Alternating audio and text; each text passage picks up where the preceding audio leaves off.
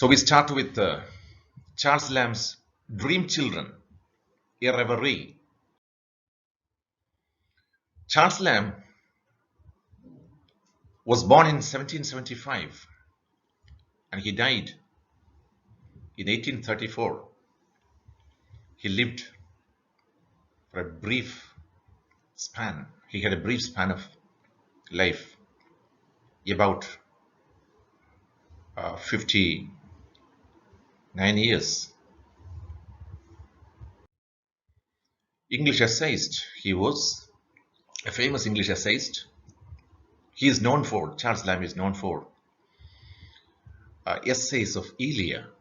Remember, Elia is an anagram, a word that is formed by jumbling the letters of another word.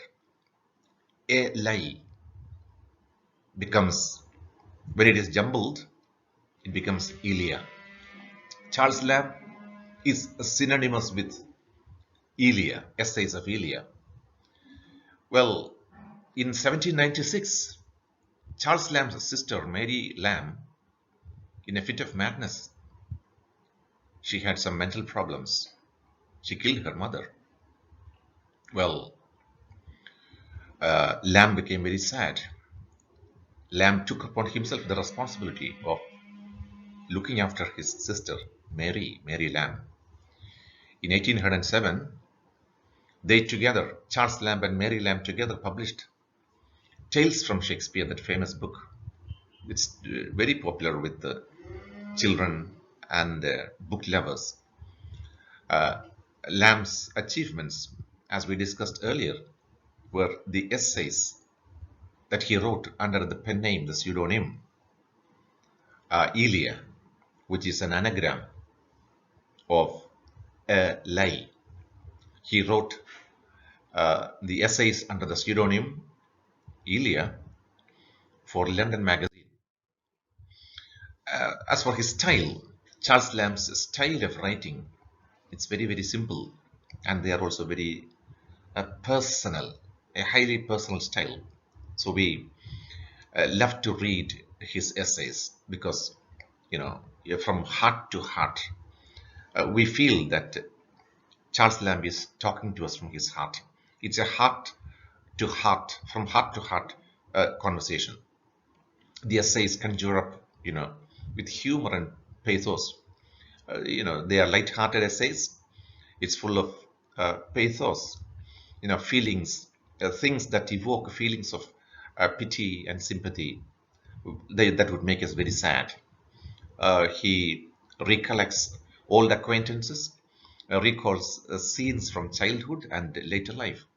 Lamb's essays are like the poems of Coleridge and Wordsworth, romantic, purely romantic, very, very sweet, romantic writings. With regard to Dream Children, a Reverie, our essay, Dream Children, a Reverie, it is one of the essays of Elia. A reverie is a daydream. That is a state, a condition of being lost in thoughts. When we are awake, we keep awake. At the same time, we are not aware of the surroundings. We are completely immersed in thoughts and dreams, daydreams. They contain the feelings of fond remembrance, longing, and sadness. Charles Lamb is recalling his beloved relatives from his past, especially two people, his grandmother Field and his own brother John. Well, daydreaming through a vision in which his unrealized hopes, unfulfilled dreams, unfulfilled desires come into reality in this essay, Dream Children, a Reverie, because his life was never happy. He never had a contented life. He died leaving behind his unfulfilled desires and dreams. Now, as for the summary of the essay, this is the first section. He begins, children are fond of listening to stories. We know children they love listening to stories. especially stories of their forefathers, ancestors when they were children. Charles Lamb's children, John and Alice, they wanted to hear about their great grandmother Field, who lived in a great house, a great mansion in Norfolk. Lamb started telling them stories about uh, Field, about his grandmother Field, who was highly a religious lady. She was very pious, and so she was loved and respected by everybody. She was not the mistress of the house. She was not the owner. She was only a caretaker. Still, even though she was not the mistress of the house, she still lived with dignity. And when she died, her funeral was attended by a large number of poor and rich people, a large number of people from the neighborhood. People came from places many miles away to pay tributes because she was very, very popular, very religious, very good lady, grandmother Field. Now about Field, she was very tall, upright, and graceful. She was a very famous dancer, an esteemed dancer in her youth. But later, in her later life, she suffered from cancer, which put her in trouble, which put her in deep pain. But still, even though she suffered a lot of pain, she was still upright, as she was very good and religious. She used to sleep alone in a chamber. She slept alone in a room, and since she was very very religious, she was deeply very pious and God fearing. She was not afraid. She was not afraid of ghosts. She believed that the children of the wood, the characters from uh, a folktale, that they used to climb up and down the staircase near where she slept at midnight. But Lamb was very much afraid, very scared. Field, the grandmother, was always very good to her grandchildren. She liked to have all the children with her in the house during holidays. Charles Lamb enjoyed his loneliness. He was very a solitary child, a lonely child, and he enjoyed his solitude. He enjoyed his loneliness even there. Section number 3. Charles Lamb told the children that the grandmother loved all the grandchildren, but the grandmother had special affection for his brother, Charles Lamb's brother, elder brother, John Lamb, who was a very handsome and spirited youth.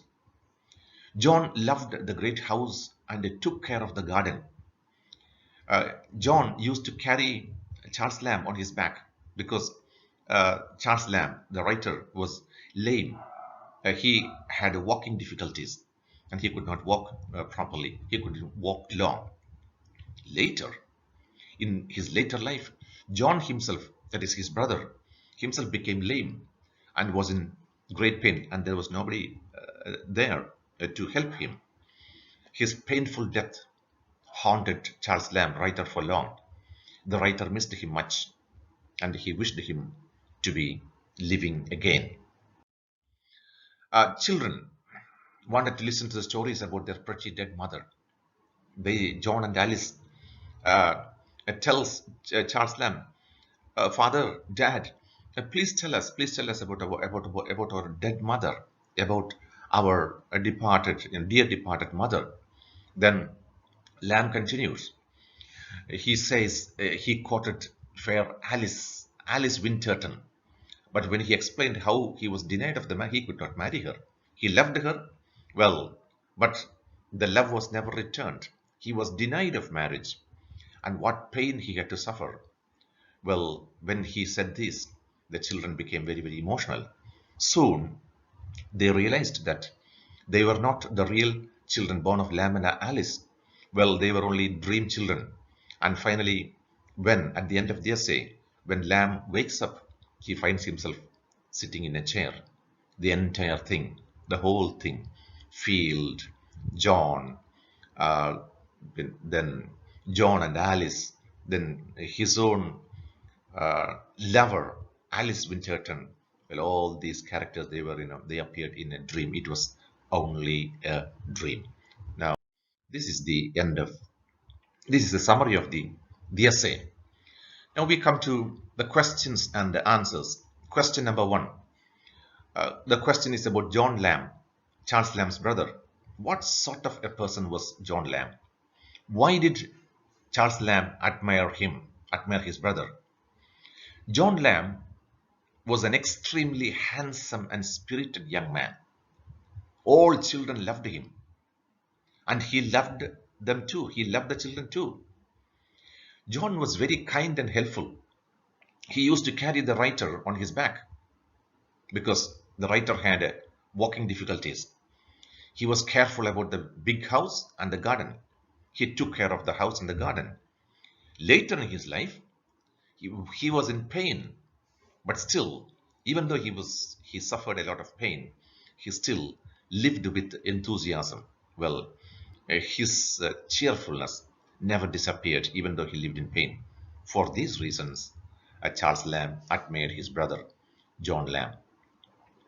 Question number two. What are the similarities between Alice the mother and Alice the daughter? Well, the mother and the daughter, they have the same name. As Lamb, Charles Lamb was in a reverie. He was in a daydream about his family. He was lost in thought. He observed some similarities between the daughter and the mother. Alice the daughter, Alice the mother. Her eyes and bright hair. The similarities, the similarity was contained in two things, eyes as well as hair.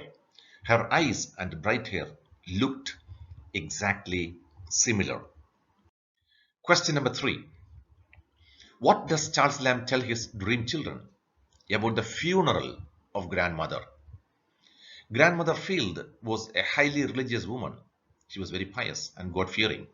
So, she was very popular among people. When she died, her funeral was attended by a large number of people of the neighborhood. Poor as well as rich. Everybody came, poor people as well as rich people. The line of people who came to pay their respects extended to many, many miles. It was a long queue. People stood in queue to pay respects to his Charles Lamb's grandmother, Field. Question number four. Describe how Lamb used to move about in the garden of the great house. In his childhood, Lamb usually spent his time alone. He used to roam about the big mansion. He also walked in the big, spacious, old-fashioned garden, where, that is in the garden, he sometimes met a solitary man, a lonely man. Who was that? The gardener, who never liked him roam in the garden, nor pluck any flower or fruit. The gardener never liked Charles Lamb roaming, wandering about the garden, or plucking flowers and fruits. He never allowed it. Question number five. Who did grandmother Field love best among the Lamb brothers? Why? We know the grandmother Field loved John. Grandmother Field was a graceful lady who loved all children. She always wished to be with all the grandchildren in the great house, but she had special love and affection. She had special consideration for John Lamb. Because why? Because he was a very handsome and spirited young man. Very handsome, number one. Number two, he was very, very spirited. Question number six. Why does Lamb say that though grandmother Field was not the owner of the house, yet in some respect she might be said to be the mistress of it too? She was not the owner of the house, but in some respects we can say that she was the mistress, she was the owner. Grandmother Field was not the mistress of the great house because of her commitment, because she was very committed, very pious, God-fearing, very sincere and dedicated. Because of her commitment, she was given charge of it by its owner, who preferred living in a newer house that is far away. Grandmother lived in it as if it was her own. She maintained the dignity of the house. Question number seven. Explain busy, idle diversions. Busy, idle diversions. Busy, idle. They are opposites, contradictions. Busy means, very always, busy with the things. But idle means having nothing to do. So busy doing things, idle doing nothing. So that's a contradiction. Lamb enjoyed roaming about the huge mansion, the huge house in Norfolk, and strolling, walking about the gardens and watching the fish pond. He remained busy with this, with walking, strolling about the gardens and watching the fish pond, though he had nothing to do. The expression, that is, busy idle diversions, is an example of oxymoron. What is oxymoron? A figure of speech in which two opposite things, two contradictory terms, are used together to create effect. How did Alice react to the storytelling? During Lamb's narration, Alice made various involuntary gestures. Involuntary. They just come naturally at various points. She put out her mother's looks. She imitated her, she imitated her mother's looks, spread out her arms, and made involuntary movement of her tight foot. She also cried out when Lamb talked about his elder brother's pain and death. So these were the reactions on the part of Alice. Question number 9. How did John react to the storytelling? When Lamb talked about the great mansion, about the great house, being stripped of, removed what? Its ornaments, John smiled. He tried to look brave and impress upon his father that he would not have been afraid of the ghosts. Like his father, Charles Lamb was afraid of ghosts, but his son John, wanted to convey the message that he was not afraid of ghosts. When the apparitions were mentioned, when the ghosts were mentioned, John expanded all his eyebrows and tried to look very courageous. When Lamb talked about his elder brother's pain and death, John started to cry. Nostalgia and memory in Dream Children. Nostalgia, homesickness, a longing to go back to the old way of life. Nostalgia. Lamb's essay contains feelings of fond remembrance, fond memory, longing, desires, and sadness. The speaker recalls his beloved relatives from his past, great-grandmother Field and Uncle John. Thus, Lamb's nostalgic memory transports us, carries us back to those good old days of his near and dear ones. Question number 11. When did John, the boy, in Dream Children smile as much as to say that would be foolish indeed? Lamb said that the mansion in Norfolk was nearly pulled down, and all its old ornaments, the mansion, the house, the things in the house were pulled down, and all the ornaments, the embellishments, stripped, were taken and carried away to the owner's new house, where they were set up like old tombs. Look at the comparison. Like old tombs in Lady C's tawdry gilt drawing room. So in the golden drawing room, these ornaments looked like old tombs. And that is why at this, John smiled as much as to say, as if he wanted to convey this meaning, what? That would be foolish indeed. Why is the essay subtitled A Reverie? Because Lamb never married, nor did he have any children. In the essay, he created an imaginary picture of a happy married life, a picture that finally dissolves into nothing as he comes back to reality. So it is appropriately subtitled A Reverie. Paragraph questions. Question number 1. Character of Lamb's brother John. John Lamb was a handsome and spirited youth. He was a king, like a king, to the rest of the children of Lamb family. Instead of wandering around about silent corners, he would mount the strongest horse and make it carry him over the county. He also joined the hunters, so he loved horse riding. He also loved hunting. John loved the old great house and its gardens. He was brave and handsome. He carried Charles Lamb, upon his back, because the latter, that is Charles, was a lame-footed boy. He could not walk properly. He had walking problems. In his later life, when he became lame-footed, when John himself became lame-footed, nobody helped him, and he died in pain. Charles Lamb says he missed his kindness and he missed his crossness and wished him to be alive again. Paragraph question number 2.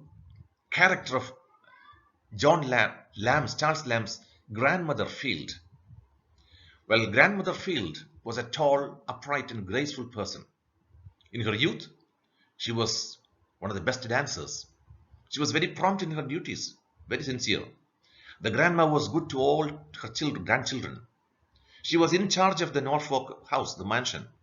She lived in it as if it had been her own. She was a highly religious woman, very God-fearing, loved and respected by everybody. So when she died, her funeral was attended by a large number of people, poor people as well as rich people. Question number 3. Nostalgia and memory in Dream Children. Lamb's essay contains feelings of fond memory, longing, and sadness. The speaker recalls his beloved relatives from his past. He remembers, he recollects all his relatives, great-grandmother Field, Uncle John. He shares with his dream children his memories of Field, her loving nature, and deeply religious character. Well, Field, grandmother, was very loving, very religious. Her death, when she died, was mourned by the entire village. His brother, Charles Lamb's brother John, was full of love and care for him. There is an element of pathos, feelings of pity and sympathy, sadness that would make us very sad when he talks about his frustration in love. Oh, that is very sad, isn't it? He loved a girl, but she never loved back. Lamb's nostalgic memory transports us back to those good old days of his near and dear ones. Dream Children, a Reverie is a lyric in prose, a poem in prose. Elucidate. You can expand the idea. Charles Lamb's essay, Dream Children, a Reverie, is a spontaneous flight of fancy, like a poem. The story of his life is given a melodious expression in a natural stream-like flow. Lamb expresses in a daydream the facts of life which could not be fulfilled during his lifetime. His grandmother, Field, brother, John, wife and children in dreams. Well, everybody appears, everybody comes to life in the reverie. He never had a family and children. Lamb seems to be engaging himself in a daydream through a fantastic vision in which his unfulfilled hopes, his unrealized desires, wishes, hopes come to reality. Though prose in form, it is prose, it's an essay, but the essay is a beautiful lyric poem. It is pure poetry in prose. Question number 5. In Dream Children, a Reverie, Lamb has woven facts around fiction around facts of his life. So fiction, fictitious, imaginary things as well as real things. Elucidate. Charles Lamb's essay, Dream Children, a Reverie, is a spontaneous flight of fancy. His life was not at all happy. In the essay, he has given expression to his unfulfilled dreams. He was lame-footed. His elder brother John, whom he loved so much, died in great pain. He missed him because he used to carry him on his back when he could not walk, because he had some walking problems. In his youth, Lamb had a disappointing love affair with a girl who afterwards married another man. He lived in utter loneliness. He never had a family and children. Lamb is engaging himself in daydreaming, in which his unrealized hopes come to reality. Question number 6, paragraph question number 6. Discuss the element of pathos In Dream Children, a reverie, pathos, feelings of things that evoke feelings of pity and sadness, pathos. Dream Children, a reverie contains feelings of fond memory, longing, desires, and sadness. It is a moving portrayal of his unfulfilled longings and desires. Charles Lamb recounts his childhood days with Mrs. Field, his grandmother, and John Lamb, his brother. He narrates how he enjoyed life at the great house, at the great mansion, and orchard, the garden, in Norfolk. Death, distress, and separation fill our heart as the dream progresses. Mrs. Field died of cancer. John Lamb had a premature, painful death. In his real life, Lamb courted, loved Anne Simmons, but could not marry her. He wished to have children, but he did not have any children. Thus, with a touch of pathos, the essay concludes, well, we are not of Alice, nor of thee, nor are we children at all. We are nothing, less than nothing, dreams. We are just dreams. We are only what might have been, the unfulfilled desires. Question number 7. Examine Dream Children Reverie as a specimen of dream literature. It is a dream. It is part of. It is. It is a specimen, an example of dream literature. Dream literature. Dream literature. What is dream literature? Dream literature pulls the reader into a story so well imagined that the reader accepts it as true until the very last moment. We believe, we feel that it is true, but when it comes to the end of the essay, we realize that it was only a dream. In the end, the reader is surprised to discover it as a dream. In the essay, Dream Children, a Reverie, the narrator sits in front of the fire and tells stories to his two children, Alice and John. However, as we discover at the end of the essay, Elia was asleep. That is, Charles Lamb was asleep and was only dreaming of having children. In fact, he is a bachelor, a lifelong bachelor. He says, while I stood gazing, while I stood looking, both the children gradually grew fainter to my view. They became dim and dim, receding, moving back, and still receding till nothing at last. So they withdrew. They moved back. They became fainter and fainter, finally disappeared. And I immediately awaking. When he woke up, I found myself quietly seated in my bachelor armchair, where I had fallen asleep. Elia tells the story of a dream as if it is real. It is only at the end that the reader knows that it was just a dream. Now let us come to the essays. Question number 1. Essay question number 1. Trace the evolution of the dream in Charles Lamb's essay, Dream Children, a Reverie. The evolution, the development of the dream. Well, there are 5 paragraphs. Paragraph number 1, that is introduction. Charles Lamb's essay, Dream Children, a Reverie, expresses the feelings of loss and regret experienced by the narrator.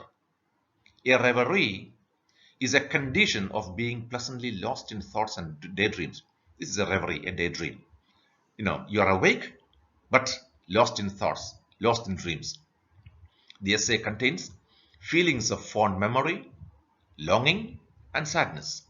The speaker recalls beloved relatives from his past, especially great-grandmother Field and Uncle John. Paragraph number 2. Like all children, Lamb's children also wanted to listen to their parents' childhood stories. One day, he was telling them about their great-grandmother Field, who lived in a great mansion, in a great house in Norfolk. The children also had heard about the tragic incidents that had occurred there. The tragic story of the children in the wood had been carved out in a wood or on a chimney piece. But what happened, however, a rich man came and replaced the wooden piece with a marble slab, and the story was lost. Paragraph number 3. Lamb's brother, John, was a very handsome and spirited youth, a young man. All children loved him, and he loved them too. He was kind and helpful. He used to carry Lamb on his back because Lamb had walking problems. Later in life, he was in great pain. John was in great pain. And still, even though he lived with pain, he lived with enthusiasm. Lamb admired him. Grandmother Field had been given the charge of the house, since the owner went to live in a newer house. She was highly religious, loved and respected by everyone. When she died, a large number of people, rich and poor, attended her funeral. Lamb was never tired of roaming about the huge mansion in Norfolk. He strolled about the gardens, he walked around the gardens and watched the fish pond. He was very lonely. He enjoyed spending time among the various things there. At the end of the narration, while Lamb stood gazing, looking, the children grew fainter. He woke up to find himself seated in his bachelor armchair. This is the concluding paragraph. The essay, Dream Children a Reverie, portrays the pathos of loss and regret in the life of the narrator. It contains feelings of lovely memories and sadness. Lamb seems to be engaging himself in daydreaming through a fantastic vision in which his unrealized hopes, his unrealized desires, dreams come to reality. That is the end of essay number 1. Essay 2, Charles Lamb's prose style. The prose style of Charles Lamb. Charles Lamb occupies a unique place among the English prose writers. Why? By virtue of his unique style. He had an unparalleled, a different style, a style that is different from others. His prose style has a touch of spontaneity, spontaneous, natural, and a pleasing quietness. It is marked by versatility with a mix of humor and pathos. Lamb's essays are remarkable for the use of alliteration, repetition of the same consonant sounds, metaphors, images, compound words, and very long sentences. Well, these are some of the features of his essays. His place, Lamb's place, is unequaled as what? As a master storyteller. Paragraph number 2. One of the most interesting aspects of Lamb's style is his dramatic characterization. Oh, characters, the people in his narratives, they look like uh, characters in a drama. His imaginary characters in Dream Children are excellent dramatic creations. The children, John and Alice, his grandma, Field, his own brother, John Lamb, are all like living characters. The two children, they throb with life, with their antics, mannerisms, and childlike reactions. John Lamb is pictured as an extremely handsome and spirited young man. The grandma is portrayed as a highly religious person who was very popular in the neighborhood. Lamb's sweetheart, Alice Winterton, is another shadowed reality. Paragraph number 3. The essay Grandchildren embodies almost all features of Lamb's prose. What are the features of Lamb's prose? Poetic devices, such as alliteration, are brilliant in sentences like, example, I missed his kindness and I missed his crossness. The repetition of the S sound. Metaphors and similes are plenty. For example, sentences like, look at them, the simile, as awkward as, comparison, as awkward as if someone were to carry away the old tombs from the abbey and stick them up in the gilt drawing room. This is a quotation from the text.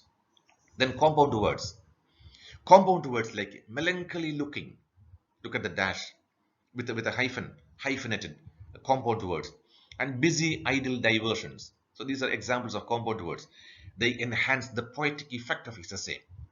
The text is also sprinkled with long sentences, having 171 words, 295 words, and even 327 words.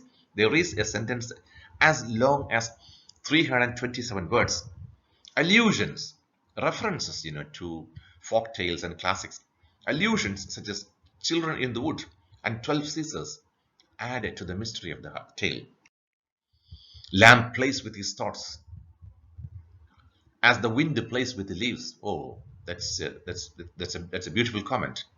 Tossing them here and there, scattering in strange ways. Lamb plays with his thoughts. His thoughts are just like wind plays with the leaves.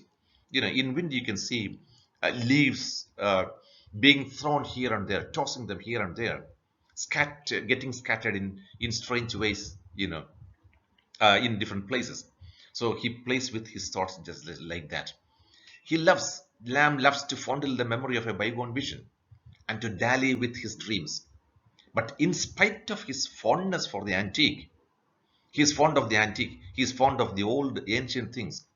His thoughts, the thoughts are his own, fresh and original thoughts. His egoism, his love of self, he loves himself. He loves to talk about himself. His egoism awakens kindred feelings, close feelings, intimate feelings in the reader, scattered with the master strokes of humor and pathos. Well, Lamb's prose gives a complete reading experience. And, the style is the man. Lamb's prose style is carved out of the Elizabethan prose style, pampered with, scattered with liberal use of literary devices like alliteration, metaphor, simile, compound words, long sentences, and masterly touches of humor and pathos. Well, these are the some of the stylistic features of his essay. Lamb's essays are, you know, unique.